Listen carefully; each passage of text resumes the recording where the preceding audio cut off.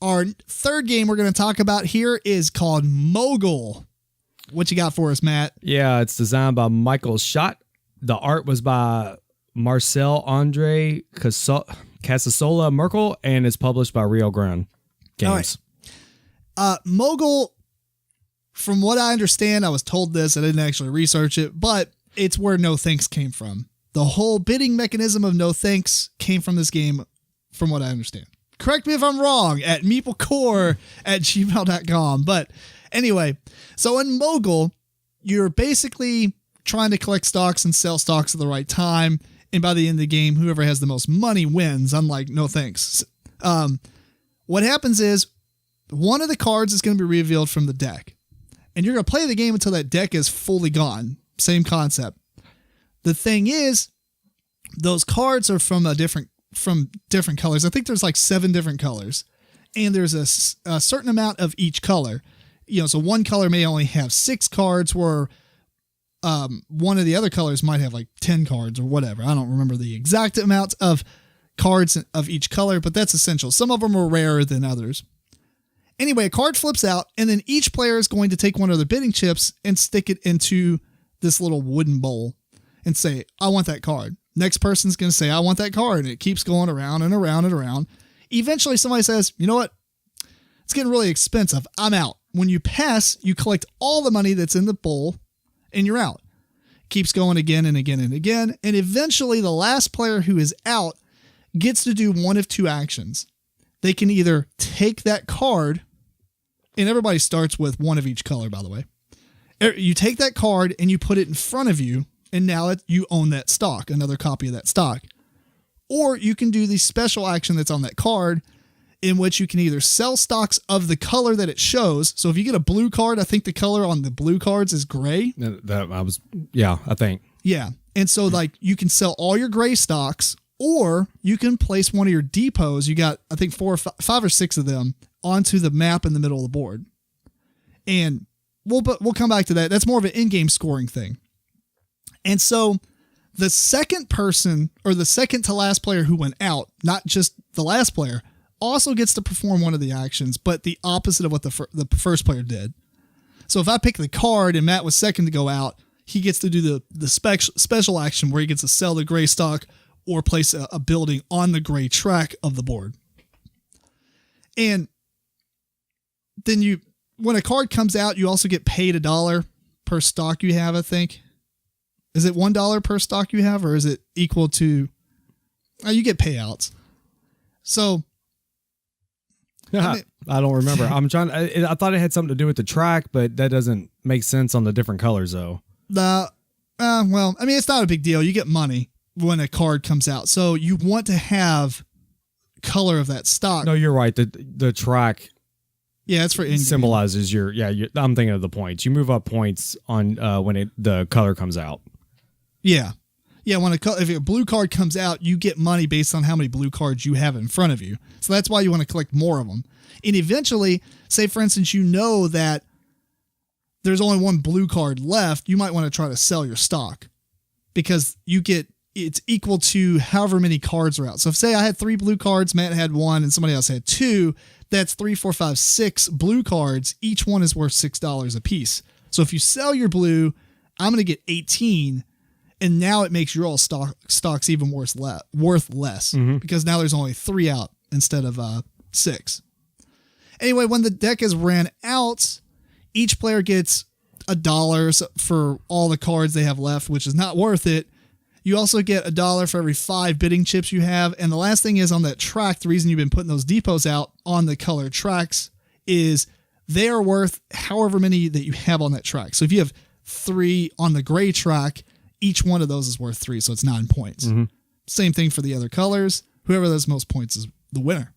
So obviously this game is very much No Thanks with a little bit extra. Right. But I'm going to go ahead and say, what do you think in just comparison to No Thanks? Like, I mean, they're similar, but way different. They are way different. I mean, if you want to say that No Thanks stem from this, I mean, that's fine and dandy, because they are similar, but totally different. Yeah. And, with all the the buying the stocks on the different trains, the placing the pieces on the board. I mean, those two things there makes it way different. You know, one thing that I'm going to go into one thing I kind of had a problem with this game is that you can score so many points in one round. Mm-hmm. You know, like that example I was talking about, if you have tons of blue cards and you sell them, you get a crazy amount of points, and now it's worth nothing almost to everyone else. Right. Now, it's arguable that you let that happen, kind of. Right. And so maybe just one play is obviously not enough for this game. Right. But that really irritated me. I hate games where you can score an enormous amount of points. Well, because it could have just worked out. Like, no one's going after blue except for one person. And sometimes maybe just maybe the other two players, if it works out for one person, maybe the other players just, you know, they had just bought a stock, spent most of their money, and just didn't have anything to combat the other player to be able to get that. And that is kind of a luck of the draw on what does come out at the right time for another player. That could happen.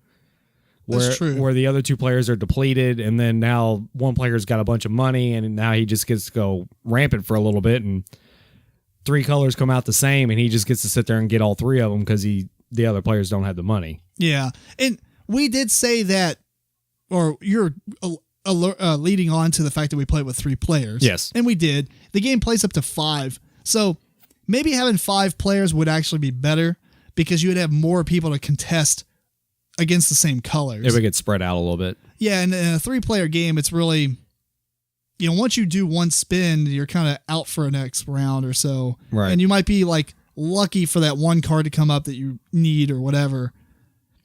The other thing I didn't realize until the end of the game was that, or until like halfway through the game, is that like the blue cards only had gray special abilities. And like the brown card only had like orange or purple or whatever it is. But I thought that they would have like a mix. Oh, no. Yeah, I caught on to that. That's why whenever there was a point where I think me and Eric were going back and forth, and it was essentially just because I needed that card to be able to hurry up and sell something I had a bunch of cards of to try and capitalize the best, because I think otherwise he would have done it before me, and he would have crippled me if I let that happen. You two obviously did much better than me, probably because you noticed that. It could have been. Yeah. You know what? They can take their wooden bowl though. I don't. Yeah, what's up with that? Man, that production cost in that bowl. It comes with a wooden bowl to put your chips in. But I mean, it's not like they're hidden. It's like no thanks where you put the money out in the middle of the table essentially. You can look in that bowl, everybody can ask how many chips are there. Right. I don't understand it. I don't know. He wanted to use it, but whatever. So we're passing that bowl around and it's like, okay, I'm done. I'm just putting my stuff in the middle of the table. Right. I felt like that could have just been left out. I don't even know if it even is. I don't know how much money that would have saved, but it could have saved something. Yeah. Whether it been for the company or the customer. Yeah. I don't know. It says best with 4 on Boardgamegeek for this, but I'm kind of looking forward to playing it with at least maybe 5 next. It was a nice bowl. It was a nice bowl. It was a nice quality bowl, but what do you think about the artwork, Matt? Typical Rio Grande. Yeah, typical kind of bland. Yeah. Yeah, I mean, it's not bad. It's not great. It's just, it could have been way cooler, but I guess it suffices. Yeah. Sorry, Marcel. Anyway, if you're a fan of No Thanks, I think you should try this. Although I kind of like No Thanks better just because the length of the game. Though I can see some people saying, man, I want something that's a little bit more in depth with the same rules going on. This is totally up your alley. Yeah. So, looking at it though, I think it does call for kind of an old timey art style, and maybe that's just what they wanted it to look like. Well, that's fair because the time frame it takes place in. Because I mean, the board itself kind of looks very old timey. Yeah, old timey and everything. So maybe that was just what they were going for. All right, well, you hit it on the nail. They limited our boy Marcel. He would have done better, but they put a limit on him. Yeah, make it old timey. Okay. Yep. Done. So, anyway, that's Mogul. Any final thoughts on that, Matt? No. Cool. We're moving on.